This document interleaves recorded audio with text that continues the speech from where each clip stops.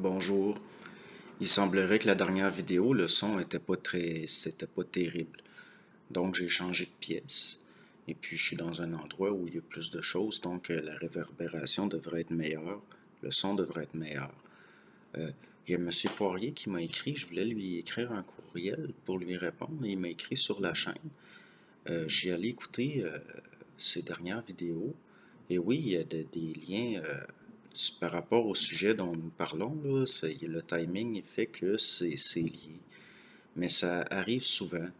C'est-à-dire qu'il va y avoir ce qu'on pourrait appeler là, de la synchronicité, mais pas au sens d'y donner un sens au sens jungien du terme, mais de comprendre qu'il y a une mécanique vibratoire derrière ça. Ça se densifie en ce qu'on appelle de la synchronicité.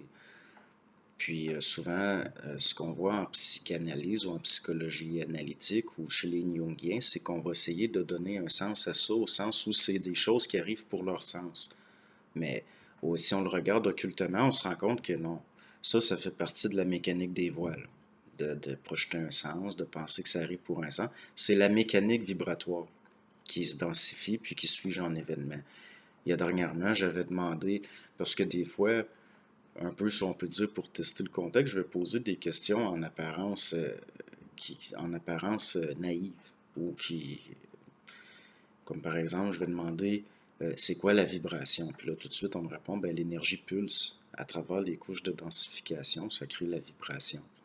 Puis, c'est pas une réponse extraordinairement intelligente, mais c'est au niveau de la question. Donc, encore là, ça reste intéressant, c'est une petite gymnastique que je fais des fois. Et puis par rapport à ça encore, se donner un sens à tout ça, ça ferait partie de ce qu'on pourrait appeler la mécanique des voiles. C'est la mécanique vibratoire qu'il y a derrière.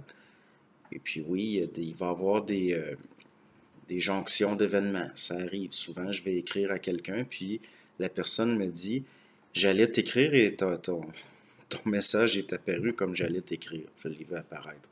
Mais il faut comprendre que l'esprit humain est télépathique.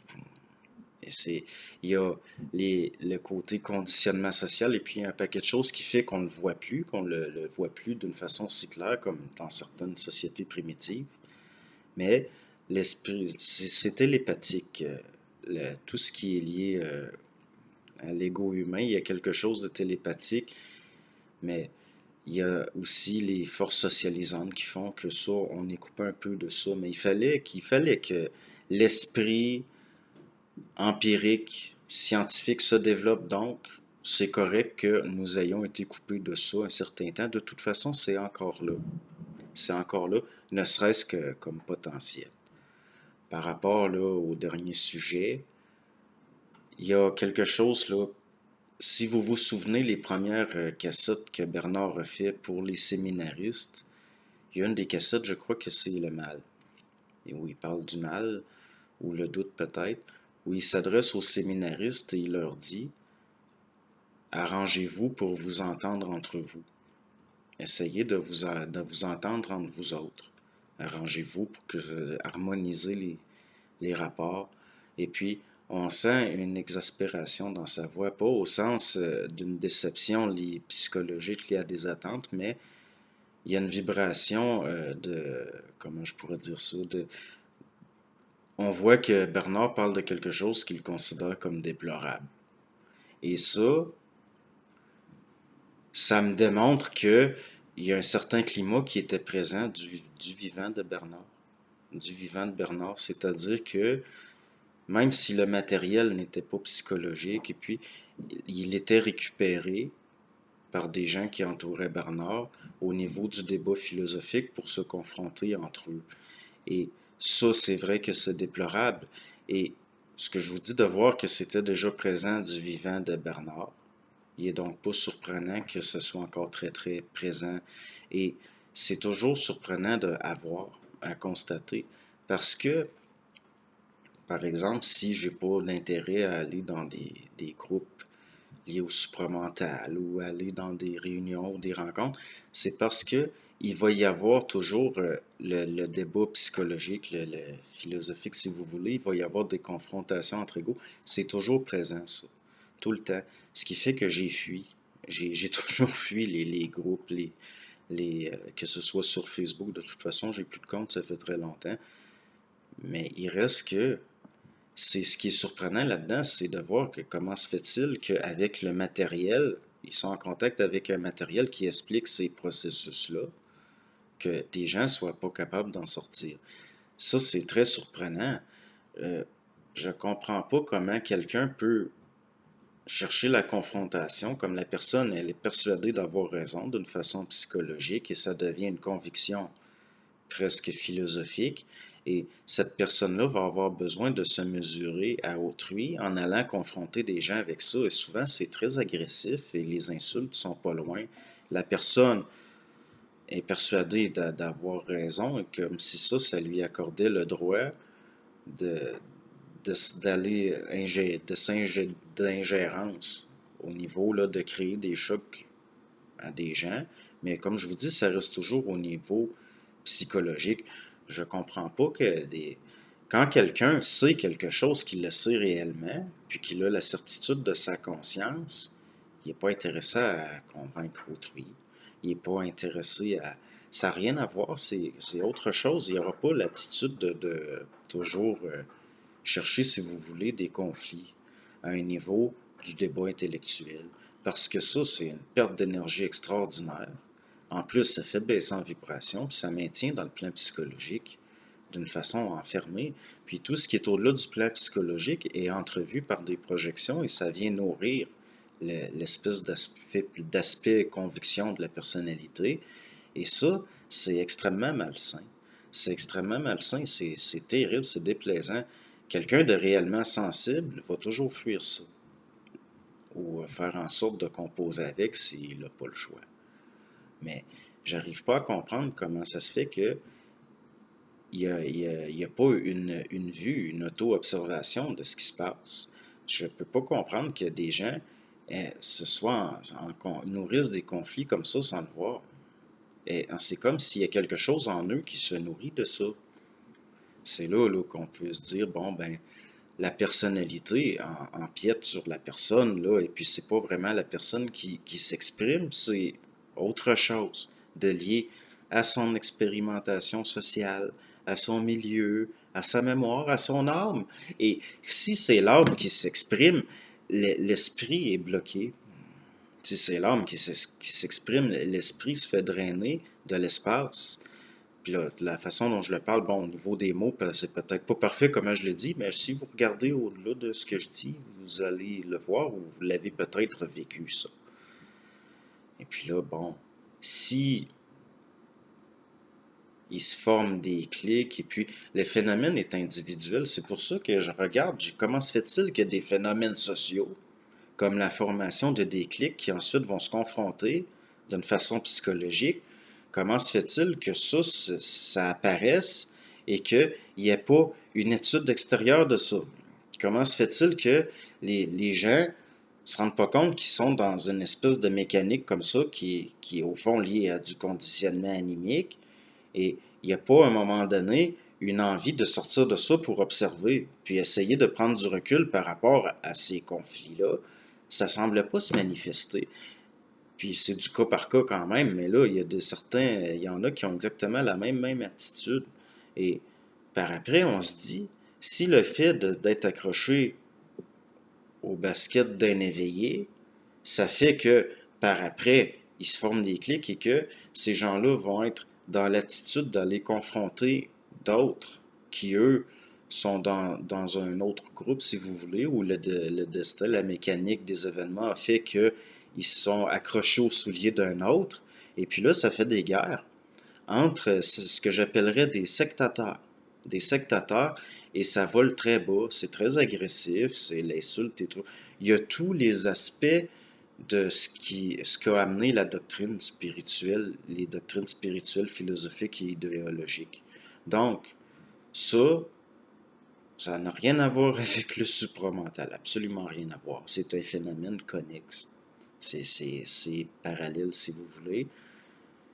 Et même, je commence à considérer, au fond, le supramental est quelque chose en tant que phénomène individuel et peut-être quelque chose de très rare sur la place publique, c'est-à-dire que les gens qui ont réellement la capacité de se nourrir eux-mêmes au niveau de leur propre vue ne seront pas portés à aller dans le public en parler, ne seront pas portés à aller confronter les idées d'autrui, ne seront pas portés à être dans le conflit psychologique, social, comme on le connaît, parce qu'ils le voient, ce que c'est. Donc, les supramentalistes les plus intéressants, c'est très dommage, possiblement qu'ils ne parlent pas, qu'on ne sait pas qui ils sont. Et tout ce qui reste de plus visible au niveau du supramental par rapport à Internet ou à ce qui se fait, c'est le reste. C'est-à-dire que des gens qui sont socialisés, mais au sens où moi je l'entends. J'ai jamais été antisocial ou asocial, mais quand je dis quelqu'un est socialisé d'une certaine façon, ce que je veux dire, c'est que c'est une forme, si vous voulez, d'astralisation conditionnée collective qui vient faire qu'il n'y a pas d'individuation parce que la personne, au fond, n'a pas absorbé les chocs de ses traumatismes de vie dans le rapport aux autres au niveau social. Parce que le fait d'avoir une vie difficile, soit ou que d'avoir à gérer différents conflits, d'avoir à vivre des différentes expériences, c'est censé vous faire monter en vibration, ça. Mais si l'ego n'est pas assez solide pour le prendre, ça, l'énergie va être bloquée. C'est-à-dire que la personne traumatisée par des conflits dans son enfance, au lieu de monter en vibration par les chocs et de plus jamais tomber dans ces panneaux-là, au contraire, ça va devenir son rapport au monde. Et cette personne-là ne sera pas capable de s'empêcher d'entrer en conflit avec les gens parce que c'est la façon conditionnée d'entrer en relation qu'elle a apprise. Et c'est terrible ça, mais c'est comme ça. C'est comme ça, on ne peut pas faire autrement.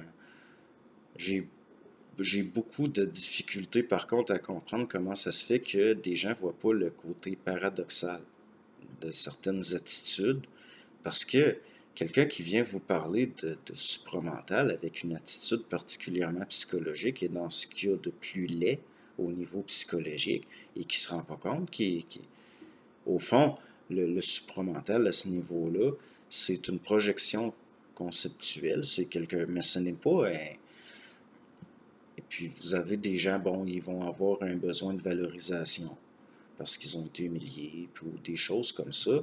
Mais ça, c'est complètement dehors du supramental. Ça n'a rien à voir. Ça a tellement rien à voir. On est dans des problèmes de comportement qui sont purement psychologiques, presque. C'est certain qu'il y a de l'occulte derrière. C'est certain, mais on n'est pas dans le domaine où le supramental peut accomplir quelque chose. Certains individus ont besoin tout simplement d'un psychologue ou d'un thérapeute ou de choses comme ça. Et puis, le supramental, au fond, va être une épreuve pour eux parce c'est pas pour eux. Et les événements vont les forcer à intégrer que peut-être c'est pas pour eux. Ou alors, ce qui va arriver, c'est qu'ils vont engendrer tellement de conflits qu'il va y avoir des vendettas. Et ça, c'est encore plus terrible parce que c'est exactement ce qu'il aurait fallu éviter et tout. Mais vous savez, même Aurobindo, qui n'aimait pas le terme ashram savait qu'un jour son ashram serait une secte après sa mort parce qu'il connaissait très bien la nature humaine.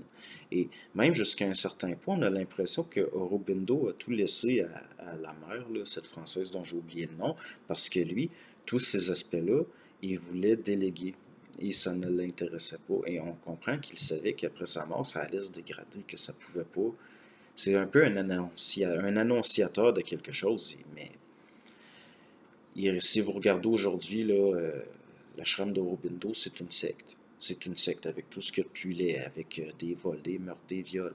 Si vous allez par là, puis que vous vous informez comme il faut, vous allez voir ce que c'est devenu. Et il y a des clics dans le supramental qui vont devenir comme ça. À mes yeux, c'est évident. Et c'est là qu'on se rend compte. Il y a une très grande différence entre le terme supramental et le phénomène. Quelqu'un qui est en contact avec son esprit ne va pas se mesurer psychologiquement à autrui. Ou peut-être au début, mais si le contact est très fort, vous allez vous en foutre complètement de ce qui se dit d'un côté ou de l'autre. Ça va complètement c'est vous qui aurez dépassé ça. Puis, à un moment donné, c'est là qu'il y a un tri qui s'effectue, puis c'est correct. C'est pour ça que même des gens, par exemple, que je vais considérer comme ayant un besoin de domination, ou je vais quand même écouter, puis je vais quand même être attentif parce que je vois la personne dans la personnalité. Je sais que derrière tout ce fratras-là, il y a quelque chose il y a quelque chose de réel. Il y a tout le temps quelque chose de réel en tout le monde. Et puis souvent, des fois, je vais écouter quelqu'un parler, mais il va toujours y avoir, si vous observez comme il faut, il va toujours y avoir une part de réel dans ce que quelqu'un dit. Donc, au niveau des relations avec les autres, je vais me concentrer sur ce qu'il y a de réel dans la personne pour justement éviter d'entrer en conflit au niveau de la forme. C'est un peu de ça que Sergio parlait, les pièges de la forme et esprit. Parce que dans l'esprit, il n'y a pas de forme. Puis c'est ça. Mais il reste que quand ça parvient dans l'ego, et puis si vous voulez, l'énergie se forme. À ce niveau-là, c'est une déformation. Il y a une diffraction du contact engendré par l'aspect linéaire, événementiel, expérimental, planétaire, qui est lié à un espace-temps. Donc, qu'il y a une linéarité qui est liée à un côté de, si vous voulez, là, de processus, de phénomène. Alors que dans l'esprit, mais dès que, même quand il en descend juste un petit peu, il reste que ça se déforme. Et puis, même deux personnes qui ont exactement la même vue d'une chose, la même opinion, souvent ne vont pas employer la même forme et pourtant ils vont entrer en conflit au niveau de la forme.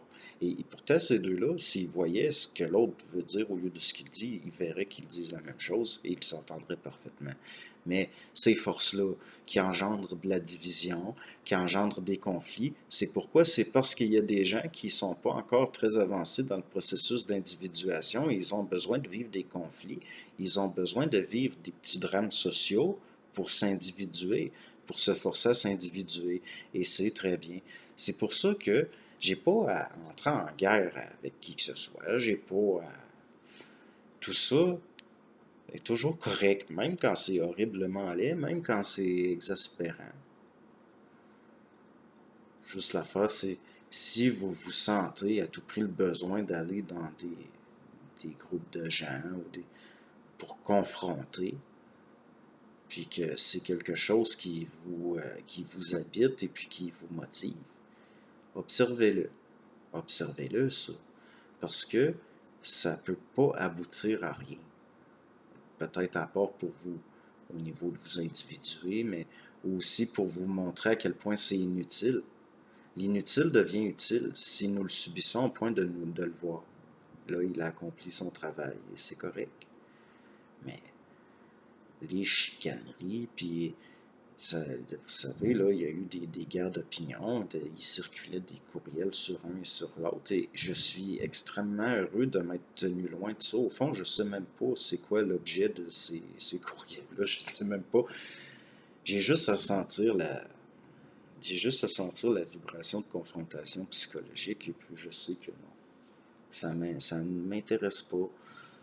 Mais les chicaneries qu'il peut y avoir dans le supramental, pensez-vous réellement que ça a une autre utilité que de vous forcer à vous voir, de vous forcer à vous individuer, de vous forcer à vous rendre compte que l'inutile est inutile et le fait de le voir fait qu'il a été utile, mais qu'il devient, il retrouve sa vraie nature de l'inutile et qu'il n'y a rien à faire avec.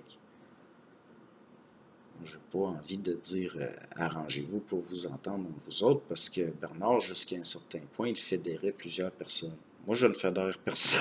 Je veux pas être un point de ralliement. Puis commencer à être obligé de dire des choses, ben là, arrangez-vous pour vous entendre entre vous. Moi, à mes yeux, vous pouvez vous chicaner tant que vous voulez. Ça ne me concerne pas. Mais il reste que ce que je trouve important là-dedans, au niveau d'une étude, d'une observation de ce qui se passe, c'est que des êtres, au nom de l'esprit, vont s'enfermer dans l'âme, dans le psychologique, dans le conditionnement, et confronter les autres. comme s'il y avait des forces qui voulaient aussi contaminer à travers eux et maintenir tout le monde dans le plan psychologique d'un débat philosophique. Ça, c'est à vous de le voir parce qu'encore une fois, au niveau de votre expérimentation personnelle en tant qu'individu, ça doit être laissé à votre discrétion. Toujours. Mais ce que je vois, c'est certain que d'autres le voient. Ça, j'en suis certain. Le problème, par contre, c'est que tant qu'à le voir, essayez donc de l'éviter. Parce que ça sert à quoi de voir si vous vous prenez tout ce qu'il y a sur la route dans les pieds, que vous vous enfargez partout, que vous finirez en claudiquant. Non, ça donne rien de voir ce qui nous nuit si c'est pas pour l'éviter. Et puis, si vous n'êtes pas capable d'éviter ce qui vous nuit, c'est que ça vous travaille et que ça a une certaine utilité aussi. Donc, à ce niveau-là, je ne veux pas être moralisateur. D'aucune façon, je ne suis pas je suis pas un conciliateur. Là.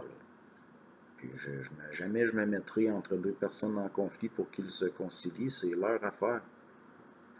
Souvent, vous avez deux personnes au niveau psychologique, au niveau de l'ego, qui se détestent, et quand on regarde occultement, on se rend compte que les deux esprits s'entendent très bien et travaillent ensemble. Ça, c'est très surprenant. Et pourtant, ces deux égos-là se détestent, ce sont des ennemis, des némésis, mettez le terme que vous voulez. Toute leur vie, deux personnes vont avoir une obsession de de se confronter entre eux. Et pourtant, si on le regarde occultement, les deux esprits sont de grands amis, travaillent ensemble et c'est parfaitement de concert.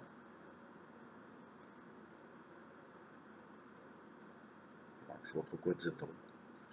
Bonne journée. J'ose espérer que le son est bon.